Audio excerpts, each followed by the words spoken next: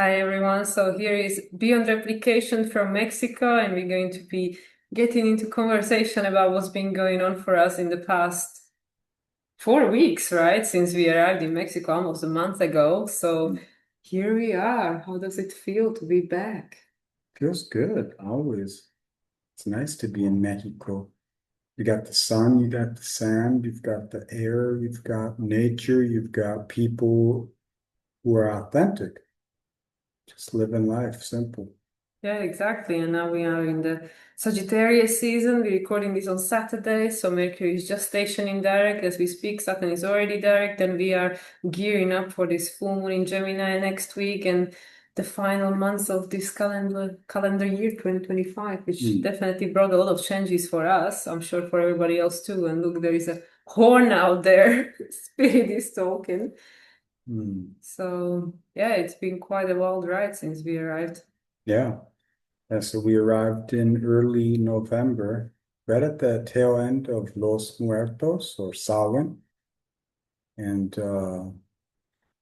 prepared ourselves in this environment by jumping all over the place, trying to find a place to land. Airbnb is a tricky game. You can never truly trust anything you read, and it's no exception anywhere I've been. But that's the price to pay for convenience. So we got settled where we want to stay. We found a place which is more home-like and comfortable, and in that meantime of all that, we went through some major transformational energies, and we had a nice ceremony in Mascota, not too far from PV, and it was very powerful. Now I know what the Elysian mysteries are, and what Hades, Persephone, and a whole lot of different types of mythologies actually mean through lived experience. So, would you like to kind of talk on what Yeah, some absolutely. things? Like technically, like as soon as we landed, jet lagged, and we had the two huge flights coming from Bali to Europe, and then we stayed 1 week at my parents' place, and then we had another huge flight flying from Europe to Mexico through Canada, where we had like a 12-hour layover overnight, and that was literally we arrived in Puerto Vallarta 6 days before we were due to joined the ceremony with the medicinal experience and the shamans that were also present for our sacred union ceremony. So it was everything just happened so fast, and unlike the one we attended in springtime, and we really had the time to prepare because we already been in Mexico for a month. For me personally, it was like already been in Mexico 5 months, for Aaron 2 months. So we had like time because we already settled into this energy, into this environment, and we had a real time to get ready with the diet, with the meditation, with everything. Whereas here we were all over the place, ended up in an Airbnb which was completely unsuitable, but we didn't have time to really sort things out because we were like traveling again in 5 days to go to the place where the ceremony was taking place. So it didn't really feel like we had the usual time to prepare. It was just being thrown into it. And that was actually perfect. And even when we arrived, it was very disorganized. We were waiting 2 hours for a pickup and then at the end had to take a cab anyway. So it was just all completely like a different experience from the one we had in springtime. And then actually the shaman made it about us getting married and stuff, which was a surprise. We didn't expect that. So the other participant, in a sense, gave us a blessing for our union. So that was very special. And then I was under weather because I was down with some kind of flu or something. And then Aaron got it when we were coming back. So we were just like crazy energy all over there. But yeah, the experience in itself was definitely life changing. I mean, I already had the experience with this particular medicine in spring. Aaron didn't, but it was very different from the springtime. And yeah, it felt like for me in springtime it was like initiated into the process of like a not necessarily rebirth. It was for first like the process of liquidation of the past and seeding of the future, and this was more like an initiation, like okay, now the future timelines are here to be manifest. So it's more like future focused, whereas the first one was like okay, now between springtime and fall, you'll be cleaning up the past. So it was very different energy this time around. Yeah. Yeah, I had a different experience in the spring, but the energy of that process carried over. It was like a seed. And this was essentially every experience you have is an awakening of your consciousness through emotions, the body and the mind coming into union, that holy trinity of mind, body, spirit. And this was a living embodiment of what that is through the felt presence. It was as if we were tapping into an ancient song that's within all of us. And we realized, at least I realized, what pain actually is, what the polarities of existence are in a way. I mean, conceptually speaking, we're very limited, with our language and our internal language of what we can compassionate. So it was very interesting because I had read a lot of the ancient texts regarding the Greek mysteries, the Egyptian mysteries. I read about a lot of the Mesoamerican mysteries, and the combination of the shamans, the healers, the people present, other people in the ceremony, and the cows. Like outside, all the cows were like surrounding this place. You could hear them like with the cowbells and the moos. It was just so beautiful and surreal. It was just an epic experience. But living through that energy, you realize what you can put into words mentally, you realize it in the gnosis, and you realize language and explanation doesn't hold a candle to the truth of what you're unveiling. So it's almost as if there's no need to try and explain it. But I'll just say it was an amazing experience. The spirit is alive within us. It's always there. And it's about our recognition, our self-recognition, and our self-compassionation, and learning what the language is in between all of that, and how it lives through us, and how you can embody it in life. And it was amazing. Yeah, and also the fact that Aaron and I, we obviously we were being ushered into the ceremony as a beginning of our like matriarch, not much matrinomy. Yeah, that's what the shaman call it, matrinomy. Yeah.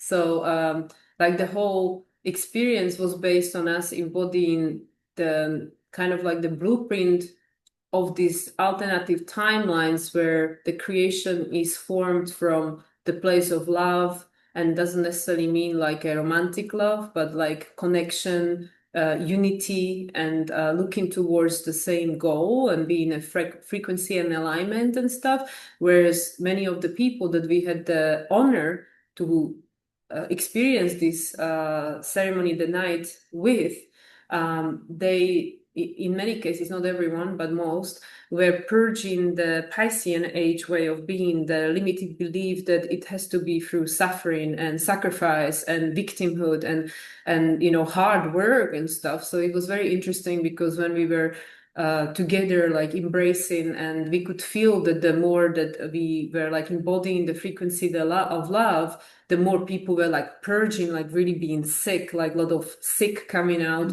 And we could understand that it's that for like us forgetting who we really are, and then when somebody else reminds us, and then it kind of like that energy of denial like makes us feel sick, like. And generally like that night I felt was the main theme for the night was like that self-betrayal and self-abandonment, like how us as a spirit incarnate into physical form had to go so far away from the true essence of who we really are in order to play this game, to be cog in a wheel. And now coming to the times with this Aquarian age and polarity Leo, where we are being really like gently pushed, like we are being really introduced that there is a different way. It doesn't have to be that hard. It doesn't have to be through this old model. And that's what we felt, Aaron and I, in our experience. Like we were embodying this blueprint, whereas the others were together as a group. We were helping to process the old blueprint, and they were embodying some of that and we were embodying some of the new one, and together both were able to coexist simultaneously because the energy was so present and potent. Yeah. You might hear all the whistles and bells out there, so chaos. Yeah, definitely there is a lot of that here in Mexico. Yeah, to go along with what you're saying, it really was the anaretic energies of Aquarius pulling in the previous age of Pisces into a contrasting resonance. It's like the past and the future all here now to be realized, transmuted, transformed, transcended. And because everyone was there with their personal intentions, it gave the understanding of diversity is unity. If everyone's the same, it's a monotheistic, there's no difference. One color is not full spectrum. You need everything. And so realizing what a lot of people were going through, like I could feel that masculinity, growing up, there's a common saying, it makes you gag when there's some kind of lovey-dovey stuff on a shirt or on TV. Yeah. And literally that's what was happening with Literally. people. Because I could feel such deep love for Mila.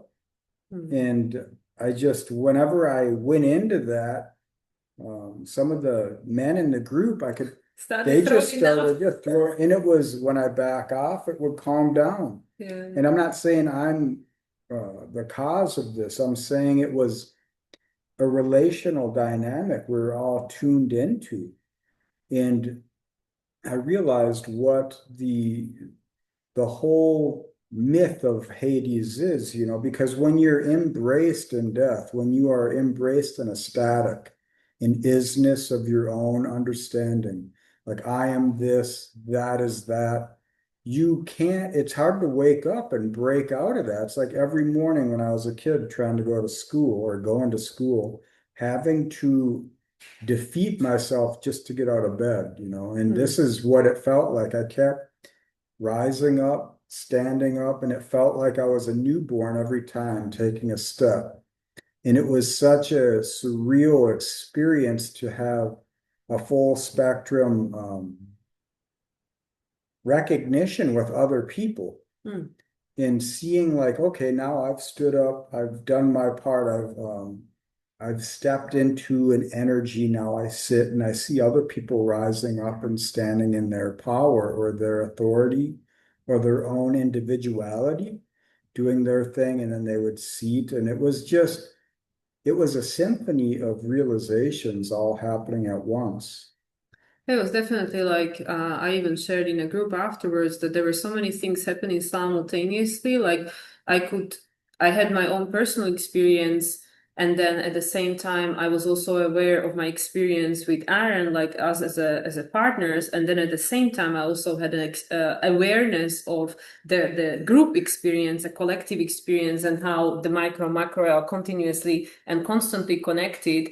And also, like for us, as two people participating, we felt like embodying the lunar for me, for Aaron, the solar energy, like the yin and the yang, the masculine and the feminine. But it wasn't, and we felt like the queen and the king, and this was like our kingdom, but nobody was lesser than, there was not hierarchy. It wasn't like I'm the king, you are the queen, and these are our peasants or slave. Everybody was equal. And just like Aaron was describing, even like people were standing in their own power, and then in their kingdom, we represented whatever we represented. So it was very interesting how everybody had the opportunity to step into this like a new version of themselves in the sun. And also as the night was like coming to, to its culmination or to its crescendo before we all then, went into bed, we could feel like people like kind of in the sense like waking up, right? Like started to yawn and stuff. And like, there was this kind of like a sense of awakening, like waking up from the sleep state, but the sleep state that is the existence we are experiencing in here, like because when I was coming into the like coming into the zone, into the, like The into the medicine. energy of the medicine, like I started yawning like crazy and I was like, oh my God, like, am I going to sleep? But it felt like, no, actually, it's not going to sleep. I'm actually waking up to understanding like who we really are. And the beginning of my journey was very unpleasant. It was very uncomfortable and I had to face a lot of fear and stuff. So there were like multiple layers, as I said, like some that were about me and my personal journey, and some that are like a journey of the union, as and at the same time being part of the bigger network of light beings being here, like us co-creating some expression. And it's no less or more or better or worse. It just is what it is, and it's all about what we in resonance and alignment with. Yeah, Mm. very well said. Yeah, it was interesting. Going into the energy, I could feel the coil of pressure on my body, like a realization of another energy within me rising. And then I could see almost like a serpent, but it was symbolic, like there were symbols, no scales. It was like a sigils. And I could see the eye and I could feel the dread and the fear and the victimhood and the pain that I knew as a small child. And I knew it was always with me, always within me. And I just said, okay, I recognize you. And I stepped into this energy. It's like you can't abandon any aspect of reality. It's a full spectrum experience. If you can accept the dark, you can accept the light, and vice versa. So it was after I embraced what that energy was, the dread energy, I started to wake up and I could hear the calls, the shamans, I could hear the music, I could hear the power of the nature. I could hear the processes happening. I could feel it all in real time. And I realized I was waking up out of my initial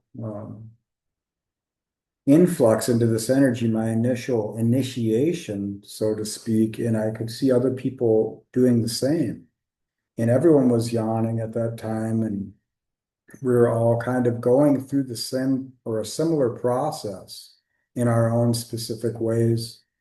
And it was just so interesting. It was, you can read a lot, you can hear other people speak, you can take in information, but to live the information, to allow it to be without label is that's life. That's what it's all about.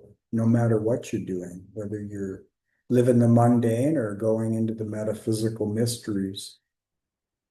Yeah, and also like being in that state when you are really like connected to everything and have access to any information, like you don't really need to know. You just understand everything. And then obviously afterwards, because it feels like for me, because I already been on this journey with this medicine, but we've had different ones. This was probably the highest, I could say, the highest I have gone. I'm not sure, like the most connected to light, where like my light language was really like full on force and stuff. And being able to share that with others to like help them on their journey with, with the gifts that we naturally have, but we are just unaware of, or they are suppressed or through our ego, inferior ego thinking, who am I, and stuff like that. So I don't know, I lost the train of thoughts, what I wanted to say with that. What was I talking about? Yeah, like, so the high. So when you get so close to the light, then obviously coming back to everyday reality, like, like everybody has to, right? Like you have to come to your life, and obviously us having to have to come to that shitty, horrible Airbnb, which was just so dark and so completely not suitable for us. it was like a huge like going to like so down. So that's the thing, like when you like go so close to the light, and then you have to go so down, like so low. And then for the upcoming days, because usually those are the days where people are sensitive, and I have to be mindful of their like what they're connecting with, who they're connecting with, what are you eating, what are you surrounded with. And obviously we had our sacred union ceremony in the following days on the 11/11. So we had to go out there and be part of, like the craziness of Puerto Vallarta and everything that's going on here. And it was really, for Aaron, especially, it was like a lot of like triggers. For me, it was like a lot of like depression and nostalgia. Like for him, it was more the anger. For me, it was like the sadness and sorrow. And it is not easy. And that's why, for any medicine, like you have to be very mindful who you allow to have that experience with, like, who is your shaman, how experienced they are, how much they can support you and stuff. Because it can be very jarring, coming back to this avatar and this experience we having and everything that's going on around us, which in most cases you don't really have much control over. And it can be a very jarring fall, like, okay, and now what, like, how am I to integrate this? How am I to continue with my life, feeling like hopeless, and in a sense, like, well, what's the point, what is the meaning, So there could be a lot of that. Like, I'm not saying it's like that for everyone. That's at least what I've experienced, that even though Aaron and I got married, and that was a beautiful experience, beautiful ceremony, but that week, like the week following the ceremony was really hard. And then also because of all the issues we were having with our accommodation and trying to find a different place and things going wrong, and then having to have to move 3 times in like 10 days and stuff. It was just a lot to deal with. And now finally, exactly a week ago on November 22nd, we moved into our apartment where we're going to stay for the next 6 months. And only just now, almost 1 month after arriving in Mexico, we feel like, oh, finally we arrived, finally. Yeah, the body Yeah. caught up with the spirit. Yeah. Yeah, it was interesting. Right after we go back, Mila starts to feel better and I get sick. Our water isn't working. We got to figure that out. The electricity's going out, the internet's going out. I mess up my knee. And then we do the sacred union, and then so it's like just ups and downs. It was like a microcosm of the macro. So it's like within this liminal haze between the highs of the experience and regrounding into a resonance of normalcy and back into reality. There's this awareness of the contrast to like a static. You're coming out of this super dynamic into the static of a stasis of being, and in life, that's what I've come to realize. A lot of our issues are falling into statics, in the statics, that's where the demons dwell. That's where they are given an opportunity to live through you. And they're not something to be cast down and demonized. They're this full spectrum of reality. That's, you love because you feel the pain, you know the pleasure, you know the joy, you know the height because you know the low. And if you can understand that we're always on this boat floating here, then you're able to live in the Tao more consciously. You're able to fall into what they call the Yue Wu Wei, Wu Pu Wei. You can get into a sense of living without being bound to static ego projection. And in this world, it wants you to stand in the statics of your authority as it is in relation to this static reality.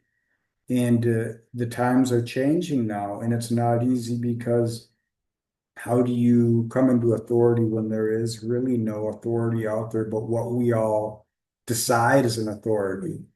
Leaders, legacies, religions, whatever that expression is. So it's now a time where you should try and heal yourself. Try and digest the experiences you've had rather than take in the new stuff. So that way, when you come into a realization with life, come into awareness with this reciprocity of your own projection, you can see where is the static within yourself. Where's the static in a situation, in an environment, in other people? And your judgments become more discernments. And discernments allow you to be more in life, more dynamic. And that's what other people are looking for within themselves, and they see it within you. Sure, they may cast the projections, and that's natural, that's normal, and that's good. You don't have to hold that. So it's just, coming to an awareness of what life can be about rather than what it is. I think it's better to have less answers in these times. Well, or to be less attached to what you think is the answer, Yeah. because even like for us, it's just so tricky, to live life in a way where you just don't know anything. It's hard to make plans because anything can happen, whatever can happen, not just in your own personal life, but like with the world, with the geopolitical climates and everything. So it's just like, even just, like, what are we going to do in spring? Are we staying? Are we going? Where are we going? What are we doing? So it's just like, whereas before, especially for me, because my life was so structured, like even when I, live my life in between two continents or something, but I knew, okay, end of April, I'm off to Europe, then I'm gonna go to Bulgaria, and then come in fall, I'm gonna come back to Mexico and stuff. And this is not necessarily the case, how the story is gonna play out going forward, because it's a different story. And that's why, even like with my work, which, if you're watching this, then you might have noticed, like, well, I have not been really making many videos, publishing many videos, because there is this like a complete process of like a process of collapse of the old life, the old identity. And like we think like, oh yeah, yeah, for sure, change is good, change is good. But then when the change really hits you and you try to correct it or fix it or adjust to it the same way you always done think, like you think like, oh yeah, change is good, but let me just carry on the way I always had, like that is just not possible. So even for me, like, oh yeah, change is good. Okay, fine. We have our own place now, we have each other, but let me just keep doing everything the same way I have always done and plan the same way I have always planned. It is just not possible, and it just doesn't work. So that's what I mean. Like, this is what potentially, probably, very likely many people might be experiencing in their own life, where things are changing. There is a change within you, around you, in the world, but you try to tackle it the same way you always have done, and it just doesn't work. Nothing works.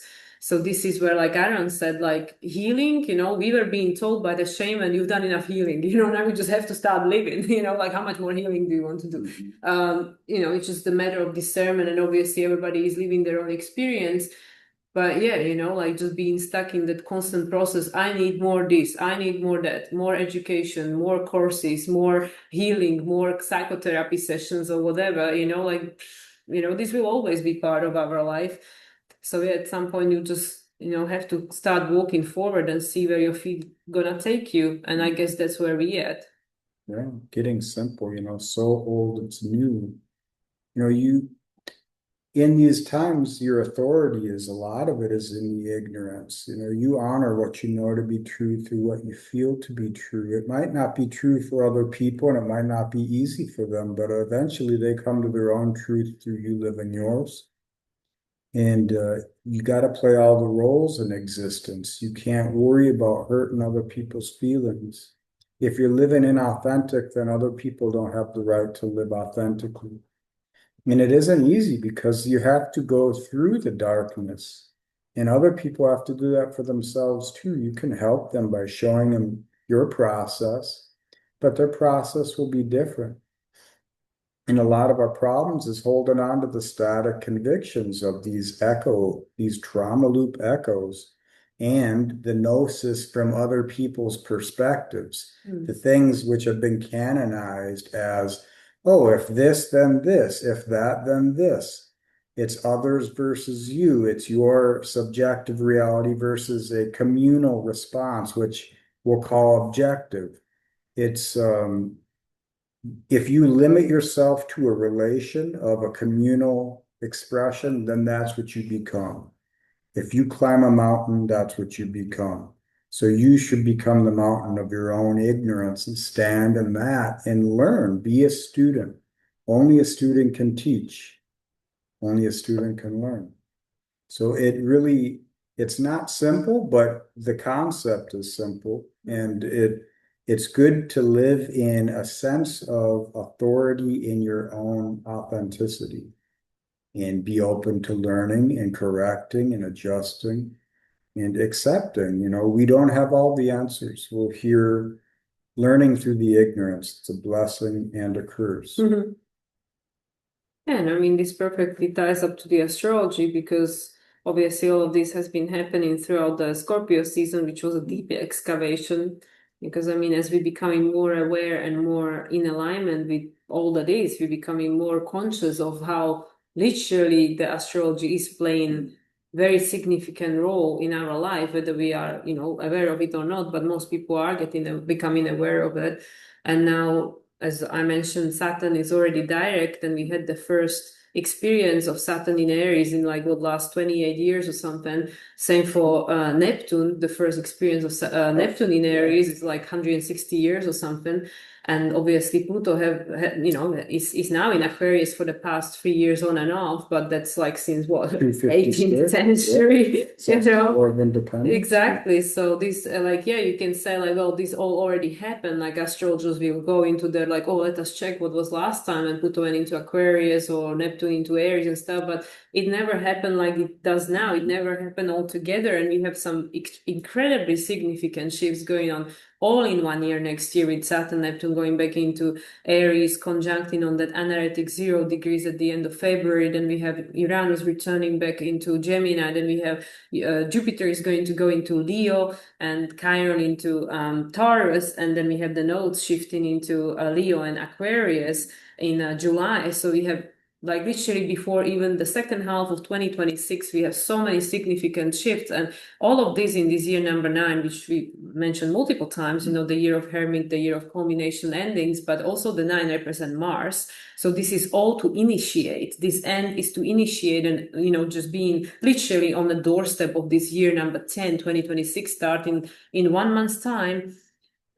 That is the wheel of fortune. Things are going to change, the 0 and the 1, we all becoming new fools, like creating like the magician with all that you have available to you, everything you've experienced, you've gone through, and you can create a new concoction of experience, new timeline, new experience. So that's why I feel like, yes, we can keep looking backwards forever, our ancestors, our this, our that, but they live within you, like you are living on the shoulder of your ancestor. So you don't really have to go very deep. You just have to look into your life and see what works, what doesn't. And this is literally continuation of the same story.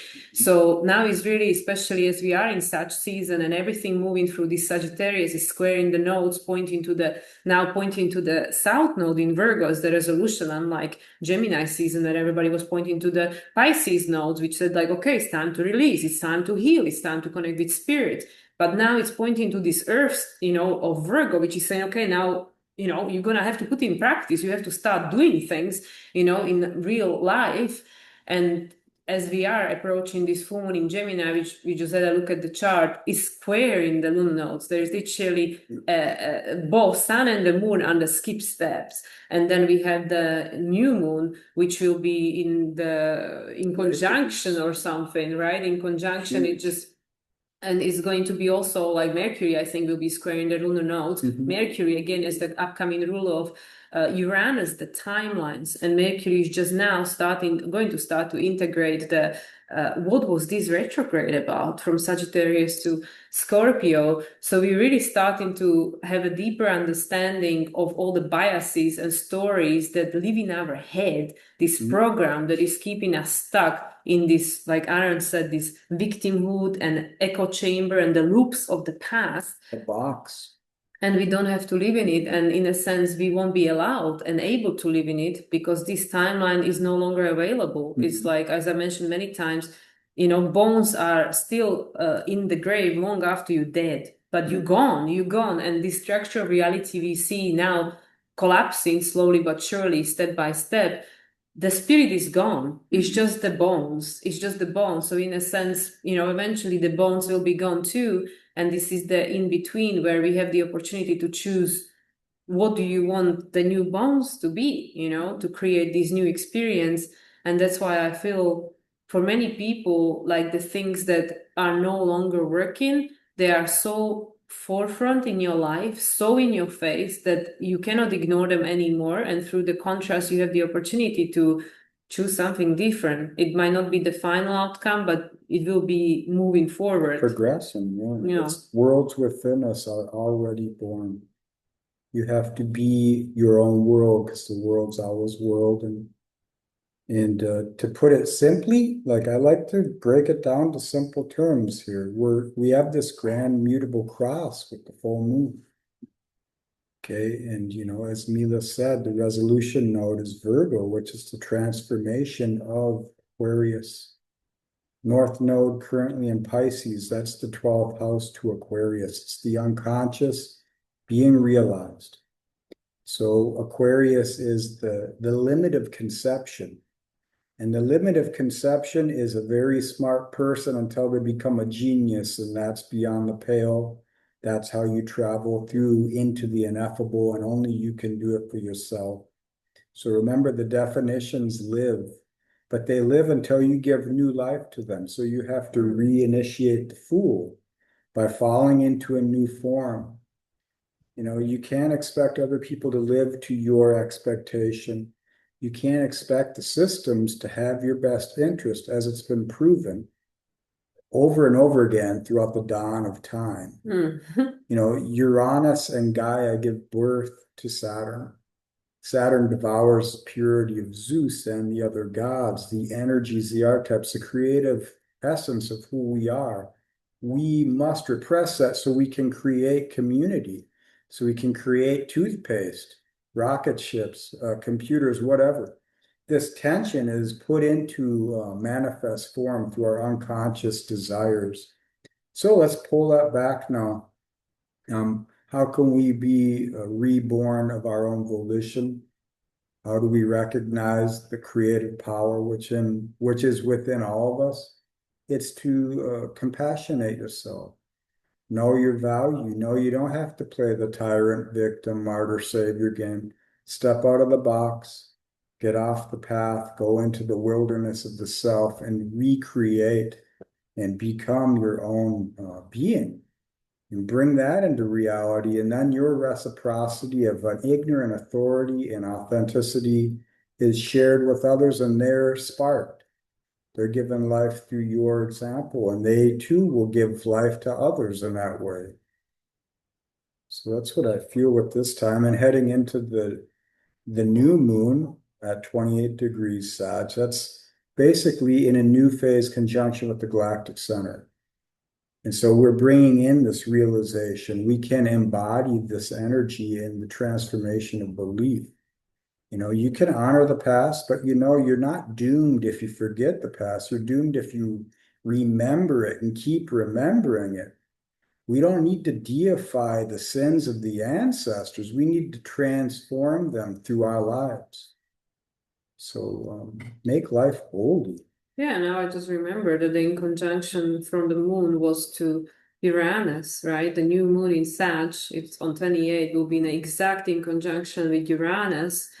And we know that Uranus was a very active participant to that new moon in Scorpio that we had, that Uranus was in an exact opposition. So, I mean, the cycles are always building up on each other. And this Sagittarius new moon at December 19th or some in December 20th, depending where you are in the world, which will be right before the beginning of Capricorn, the final cardinal season of this astrological year, which will end with Aries in springtime. And literally everything in Sagittarius will be like in a big cluster. There will be so many planets and they will be all squaring the lunar nodes, just like Aaron said, as we confirmed with pointing towards the south node in Virgo as the resolution. So there will be so much energy concentrated in this Sagittarius archetype, which is about the mutable fluidity of the fire. Like there is so much fire present and available, especially now coming out of the depths of the Scorpio season, where a lot of people very minded what it is that makes me feel disempowered, and it makes me feel so angry, so pissed off, like how dare this other, like the Libra, the Taurus to Libra, just like Aaron said, like the others you can't expect others to fulfill your needs or expectations because their needs and expectations are different. It's the in conjunction between Taurus and Libra. Like, all the people have different things that they care about that matters to them. The problem is that obviously if I project onto someone else, whose needs and values are not in alignment with my own, and I want them to fulfill my needs and, let go of theirs or something. So this is where, you have to know yourself in order to know where you fit, where you belong. But the way we were being conditioned is that, no, you have to become what the external world wants you to be. Nobody gives a shit about who you are and what you want, but what the world around you wants you to be, what role do they want you to play and stuff. And this is what's changing. This is what's changing, especially with Saturn now being back into Pisces, Neptune being back into Pisces, Uranus being back into Taurus, and obviously they are in sextile. We are learning to recognize Saturn in a closing sextile with Uranus, Uranus in a opening sextile with Neptune. So this is the Aquarius and the Taurus. Saturn to Uranus is the Aquarius sextile, the closing because Saturn is just about to go into Aries, which is you have to become your own authority. Otherwise, you will be a slave to some martial system, someone who will just like make you feel like I'm a child and I can't do nothing. And somebody else is the full authority over me and they can change the rules whenever because fire, right? And then the opening sextile from Neptune to Uranus, which is the foundational sextile. But we know Uranus now on this anaretic, still currently, I believe, anaretic Taurus. It's making us very aware of, since 2018, when Uranus first entered Taurus, the things that we work so hard towards and valued and thought, yeah, this is what will make me happy, having this house, this car, these 2.5 children and this job title and whatever. And now everything that happens till 2018 and fast forward 2025, almost 2026, many of us are realizing, actually, shit, I have all these things and I am not any happier, so what is this life about then? Like, what am I being sold as this bag of tricks, bag of goods, that if you have this, and this, and you achieve this and this and this, you'll be happy. And we have great examples, especially through celebrities and, singers and actors, and they have everything. And how many of them are genuinely happy, so like everybody has to take their role to show you, and you can say like, well, if I have all that money, I'll be happy. Well, these people have all that money, but it's like, obviously, like money doesn't buy you happiness. Well, better to have it than not have it, right? Especially in the world we're living in. But it just shows you how it doesn't matter where you are in your life and what you have. There will be new challenges to deal with. Okay, that the rich person maybe doesn't have the same problems you have, like, shit, how am I going to pay rent? But the rich person has to deal with issues and challenges that you don't have a clue about, because that's a different reality they're living in. So that's what I mean, so with this Uranus being back into Taurus, Saturn, Neptune being into Pisces, all this old stuff is being regurgitated for us to really look at and say, well, does this still hold a value? Is this something I want to build the future house on, the foundation? And these are not easy questions to ask oneself and to embody. But now in this Sagittarius energy, everything is moving very quickly. So none of us, and this is something that I experienced going into the medicine, that as I was not liking the experience and I wanted to be over, and there was that awareness within me that just said, just breathe, because everything is temporary, nothing will last, the good, bad, ugly, none of it. Everything is just temporary, so just breathe your way through it. And I'm not given a birth in this life, but I'm sure many women that did can attest to that. You have to breathe. You have to breathe through the process, and it will move. The situation, the tension, it will move, but you just have to keep breathing.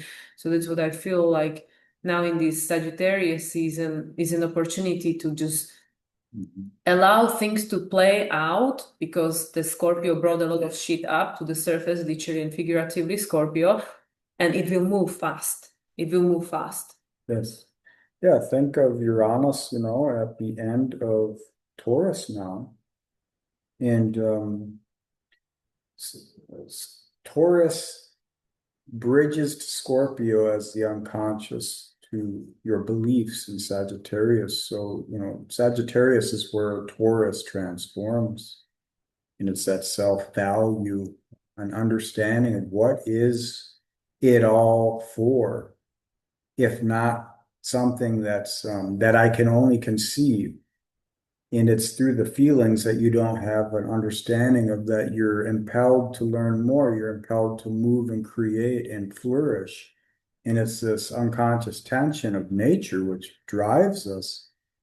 And if you break down your conception, it becomes very cold. If you just start to deconstruct it, the limits of your conception are hyper analytical and very cold.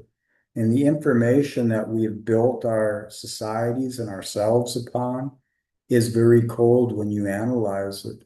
So the true value, the real information is in the lived experience and is what you bring into fertile creation through embodying life and being in true alignment with this unknown, something you can only feel, that you can't put the words to.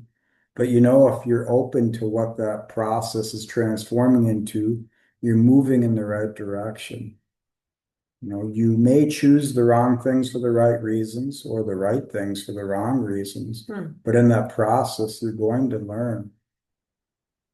And it's also like something that we both became very, very aware of this. The way forward really is not knowing. It is really that becoming okay with this way of living and experiencing life, which is very yin. It's very like the good example is like I share with Aaron, like with my light language, it is not a party trick. It is not like I can go on somebody's podcast and just go like do, things like some people can do, and that's perfectly fine. But the way it expresses in my body is that it has to be in response to something, and it's not something I can control. So like during our ceremony there was a person that we both assisted, we both helped in a different ways, me through the light language, and it was not something that I could like, hey ladies, like, hey, I need you or something. It was just like becoming this open vessel for the energy to be able to be embodied and act, to help, to support, to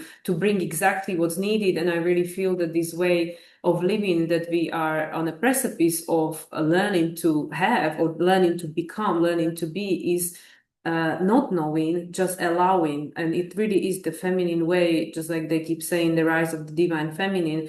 Yes, it is also about women finding their voice, but it is not sex limiting. It's about allowing that voice within you, the inner the high priestess, which we all have, the moon, to speak through, in you and through you in a way that you can't control. It is not controlled by the ego mind. It just flows. It just comes. And this is something, like many people that experience trauma as children can probably resonate. Something that I really struggle with, because I go through a lot of trauma, and the way that I learned to live life and get through life and survive in this world was to constantly plan and control, and I need to know, and I need to have my things organized and stuff, and none of that is I'm not allowed. It's not available to me at this point in my life, and it is not easy. It is not easy to now live life not knowing, like, oh, what's going to happen next month, what's going to happen, whatever. But that is the Aquarian way, where the only way for you to live beyond the way you had lived before, which brought you to where you are, which for many people it is not necessarily the desired place, is to surrender to the unknown. Right. And that is also the square between Taurus and Aquarius, which is the first quarter square, the crisis in action. Your job is to decide what holds a value for me, what do I want, how do I experience this life, and then leave it to spirit, leave it to the things that are not in a seen form, so then they can manifest in a ways that you cannot control or predict, because then they will be limited by your past experience, and we're going beyond that with the Aquarius. Yeah, beyond replication. The perfected replication is a beautiful thing when it's in alignment with an outcome that's desired. But when what you desire itself is a limitation, and you're not even aware of it, that's when we fall into the hierarchy and the games of limiting ourselves and others because we're not comfortable with change. And this is how we base a lot of our reality off of. So we got to learn this new language of self in relation to existence, not what it is or has been, but what it could be. And to me, the only way to try and answer that or to work towards answering that is to live an artistic life, to be creative, to fall into the flow, fall into that Leo Aquarius axis. What is the authenticity of your life expression? And let that spirit flow through you and feed the fire. And you can share that with others. You can share it with existence. You know, that's the torch that the ancestors handed up to you, the culmination of a cultivation in human heritage is, and it's in spirit. It's not in the books or what we've created or achieved. It's deeper than that. The knowledge is one thing, but living it is that's life. That's what we're coming out of. The value is changing. You know, how do you live it? And it's also because our sense of value is changing. So it's not just the external value, like what we value in the external is changing, is because I am starting to recognize myself, you are, we all are, as something much more valuable that we were being conditioned to believe we are. We were just believe that the way most of us were brought up, not everyone, but majority, was that my value is only in reflection to how others perceive my value. Like, what can I contribute, or what am I worth based on numbers and titles and degrees and job achievements or something. So the external world always decided my value, you know, again, the in conjunction, like the external world decide my value, but it is not my value. The external world is the reflection, and they always will reflect, just like, you know, the saying goes, people will only treat you the way you treat yourself, or the way you let them to treat you, right?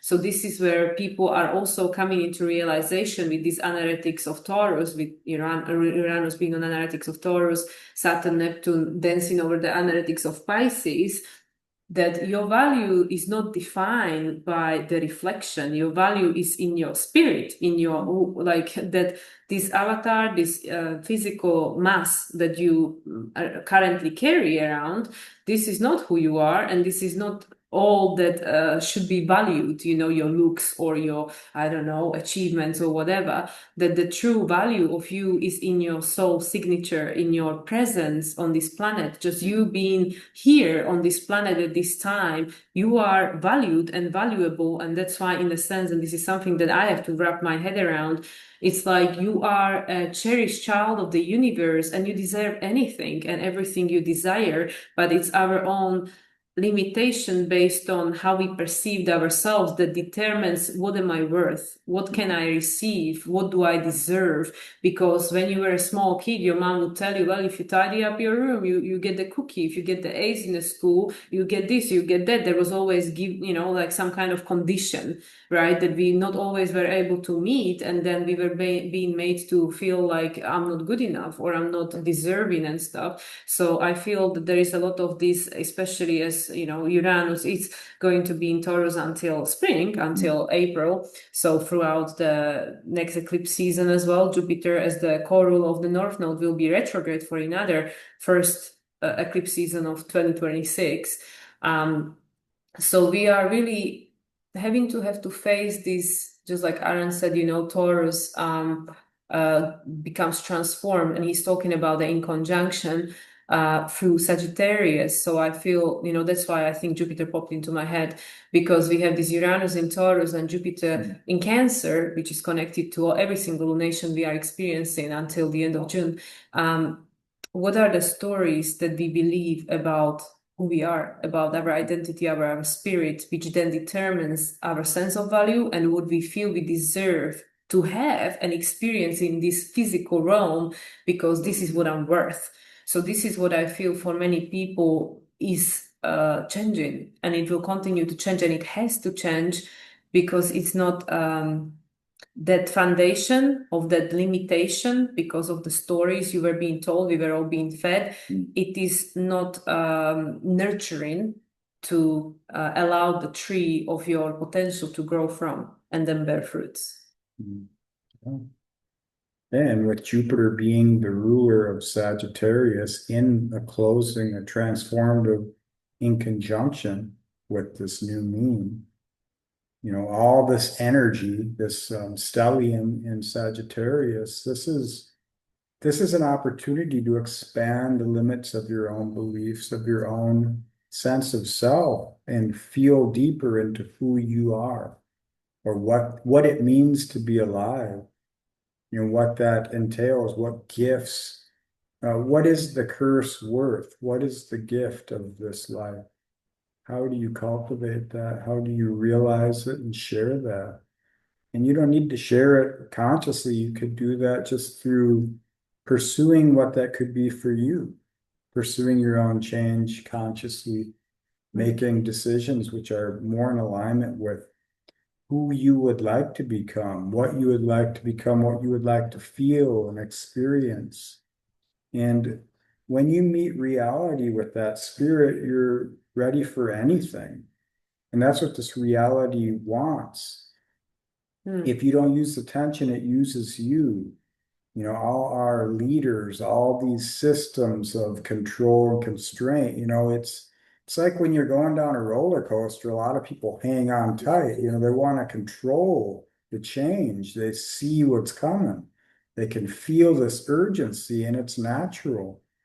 But if you hold on to the past, you're not going to live fully. You're not flying out of the roller coaster. You're locked into life.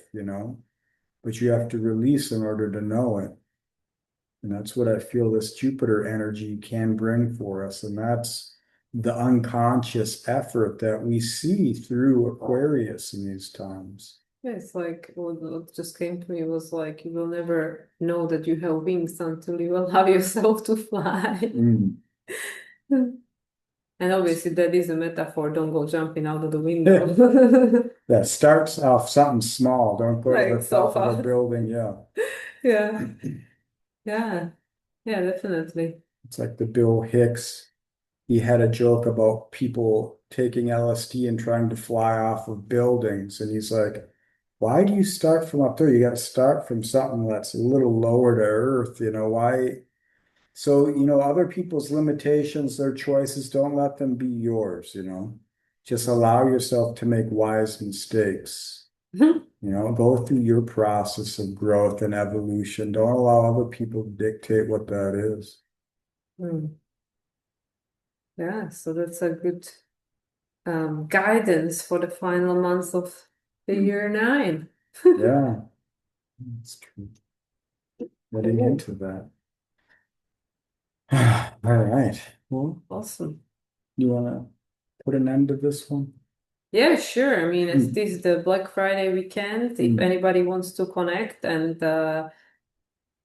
get some kind of guidance from two people who are living life as you are on the same journey, in some ways maybe ahead, in some ways behind, then yeah, you can connect with us, either me or Aaron or both of us. You can find all the services on my website and also our combined service, Alchemical Metamorphosis Process, and everything is currently discounted until midnight Pacific on Cyber Monday, which is December 1st. So yeah, if you would like to connect at the reduced price, this is your opportunity. And apart from that, I wish everybody a wonderful final months of 2025. And yeah, just mm. hold on tightly, maybe not, like Aaron said, let it go. Yeah, and consider other people, such as us or your world. It is a screen which your consciousness is being projected upon. If the people and the situations are very small, limited, myopic, it's not going to be able to hold the expanse of who you are and what you're becoming. So take that into consideration in these times and seek more perspective than that which you're comfortable with.